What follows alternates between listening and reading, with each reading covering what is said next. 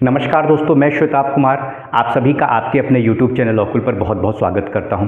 दोस्तों, आज के लेक्चर सीरीज़ का जो हमारा टॉपिक है वह है कंप्लेंट टू मजिस्ट्रेट, जिसमें कि दो फंडामेंटल चेंजेस हुए हैं आपके न्यू क्रिमिनल लॉज भारतीय नागरिक सुरक्षा संहिता 2023 के तहत।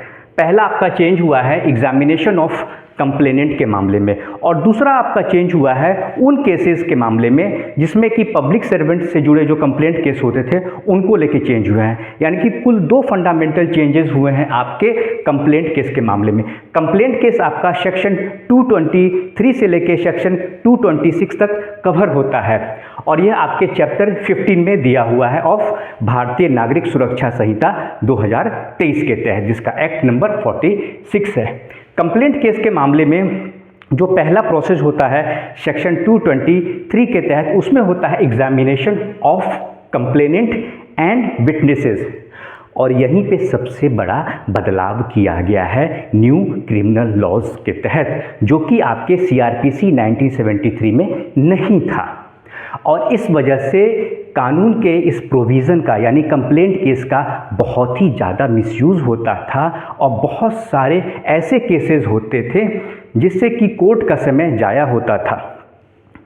यानी कि यह जो प्रावधान दिया गया था for the benefit of society at large, समाज के लिए, देश के नागरिकों के लिए, जो यह कानून की तरफ से एक फैसिलिटी दी गई थी कि वह कोर्ट से भी जाकर केस कर सकते हैं, उसका मिसयूज़ बहुत ज़्यादा होने लगा था। झूठे केस होते थे, बहुत सारे केसेस नहीं, लेकिन हाँ बहुत सारे ऐसे केसेस होते थे जो झूठे होते थे, गलत होते थे, और इससे कोर्ट का जो कीमती वक्त होता था वह भी ज़ाया होता था। हालांकि आपको इस बात पर ध्यान देना कि वह दो चेंजेस कौन हुए थे, जिसमें कि पहला चेंज आज हम लोग डिस्कस करेंगे। आज के इस लेक्चर सीरीज़ में हम जो पहला चेंज हुआ है उसे आज हम कवर करेंगे। बाकी नेक्स्ट लेक्चर में मैं दूसरा जो चेंजेस हुआ है, जो पब्लिक सर्वेंट के मामले में जो चेंज किया गया है, उसे मैं कवर करूँगा। नहीं तो दोनों टॉपिक एक साथ अगर मैं कवर करूँगा तो आप कन्फ्यूज़ हो जाएंगे। तो कंप्लेंट केस के मामले में जो एग्जामिनेशन ऑफ कंप्लेनेंट है उसमें सबसे पहले विटनेसेस का होता है, और जो आपके कंप्लेनेंट होते हैं उनका होता है। यानी कंप्लेनेंट और विटनेस को एग्जामिन किया जाता है। तो एग्जामिन कैसे होगा? तो अपॉन ओथ होगा, ऑन ओथ होगा। कैसे होगा? तो एग्जामिनेशन कैसे होगा? तो एग्जामिनेशन ऑन ओथ होगा, ऑन ओथ होगा, विदाउट ओथ नहीं, ऑन ओथ होगा। कंप्लेंट जो होता है, कंप्लेंट केस के मामले में जब कंप्लेनेंट कोर्ट में आते हैं, एक एप्लीकेशन होता है, या तो इन रिटन हो, जरूरी नहीं कि इन रिटन हो, ओरल भी हो सकता है। तो कंप्लेंट केस में जो केस फाइल होता है, कंप्लेंट जो होता है वह आपका कंप्लेंट या तो रिटन में होगा या ओरल में होगा। दूसरी बात, इसका कोई स्पेसिफिक फॉर्मेट नहीं है, नो स्पेसिफिक फॉर्मेट।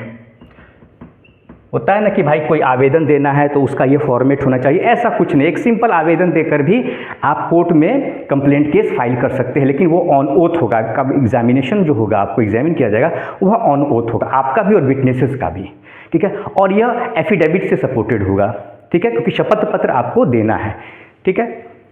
तो यह जो हो गया आपका एग्जामिनेशन ऑफ कंप्लेंट। यहाँ तो ठीक बात है, आप कहेंगे सब कुछ तो सेम ही, CRPC में भी तो यही बात कहेगी, जो सेक्शन 200 CRPC था आपका, उसमें भी तो यही बात कही गई थी। तो नए कानून में क्या चेंजेस हुआ है? देखिए, सबसे बड़ा चेंज क्या हुआ वह मैं आपको बताता हूँ। सबसे बड़ा जो चेंज किया गया है नए क्रिमिनल लॉ के तहत, वह चेंज आपका हुआ है नो कॉग्निजेंस ऑफ ऑफेंस। ध्यान दीजिएगा, सेक्शन 223 का सबसेक्शन 1 कहता है, सेक्शन 223 का सबसेक्शन 1 कहता है no cognizance of offence, no cognizance of offence shall be taken by the magistrate. No cognizance of offence shall be taken by the magistrate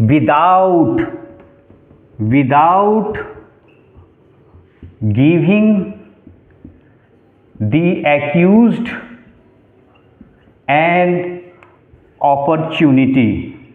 किस चीज़ की अपॉर्चुनिटी? ऑफ बीइंग हर्ड, इसका मतलब यह हुआ कि अब इस नए कानून के प्रावधान के तहत यह मैंडेटरी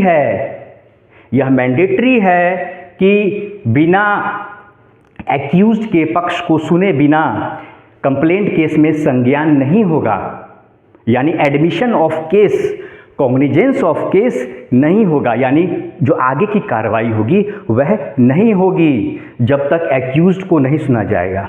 तो कहता है ना ओपनिंग ऑफ केस, केस खुल गया, कहते हैं ना केस खुल गया, यानी अब आगे केस चलेगा, संज्ञान हो गया, ठीक है। तो वह संज्ञान कोर्ट के द्वारा, जुडिशियल मजिस्ट्रेट के द्वारा तब तक नहीं लिया जाएगा जब तक कि जो एक्यूज्ड है, जब तक एक्यूज्ड को नहीं सुना जाएगा, जब तक एक्यूज्ड को नहीं सुना जाएगा। बिना एक्यूज्ड को सुने कोर्ट कंप्लेंट केस में कॉग्निजेंस नहीं ले सकती है, संज्ञान नहीं ले सकती है। सीआरपीसी में यही प्रोविज़न नहीं था। सीआरपीसी में क्या होता था कि ऑन ओथ मैजिस्ट्रेट के द्वारा एग्जामिन किया जाता था कंप्लेनेंट का और विटनेसेस का, दोनों का, कंप्लेनेंट और विटनेस को एग्जामिन कर लिया जाता था और उसके बाद फिर फर्दर प्रोसेस शुरू हो जाता था।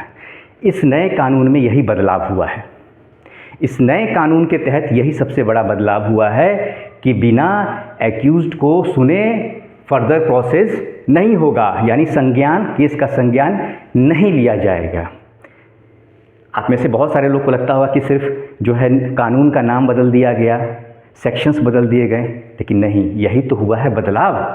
और यह किस सिद्धांत, प्रिंसिपल क्या है इसके पीछे? जो लेजिस्लेचर है, जिन्होंने कानून, हमारे जो कानून बनाया गया है, इसके पीछे मंशा क्या थी हमारे लेजिस्लेचर की?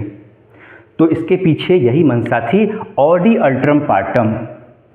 ऑडी अल्ट्रम पार्टम यह आपका मैगजीम है, लीगल मैगजीम है, यह भी आपको पता होना चाहिए। ऑडी अल्ट्रम पार्टम में कहा गया है listen to the other side. Listen to the other side का मतलब हो गया एक्यूज्ड। कौन हो गया अदर साइड? तो एक्यूज्ड हो गया, एक्यूज्ड हो गया। इसके ऊपर एक्स ने वाई के ऊपर केस किया तो ये वाई एक्यूज्ड हो गया, ठीक है। और ए और बी विटनेसेस हो गए, तो इनको एग्जामिन होगा, इनको एग्जामिन किया जाएगा, इनसे पूछताछ होगी, ऑन ओथ होगा, ऑन ओथ होगा। इनका जो एग्जामिन होगा ऑन ओथ होगा, कंप्लेनेंट का और विटनेसेस का ऑन ओथ एग्जामिन किया जाएगा। लेकिन पहले क्या होता था, एग्जामिन हुआ, एग्जामिनेशन किया गया इनका, एग्जामिन करने के बाद और फर्दर प्रोसेस इशू हो जाता था, आगे की प्रक्रिया शुरू हो जाती थी, एक्यूज्ड को समन चला जाता था बिना उसे सुने हुए, बिना उसके पक्ष को सुने बिना। इसी यही बदलाव हुआ है, सबसे बड़ा बदलाव। तो दोस्तों इससे आपके क्वेश्चंस निश्चित तौर पे आपसे पूछे जाएंगे ये, क्योंकि ये बहुत बड़ा फंडामेंटल चेंज हुआ है। तो दोस्तों आज का ये लेक्चर मैं यहीं पे कंक्लूड करता हूँ। किसी भी तरह का अगर आपके मन में डाउट होता है आज के इस वीडियो लेक्चर सेशन को लेकर, तो आप मुझसे सवाल जरूर पूछेंगे। नमस्कार।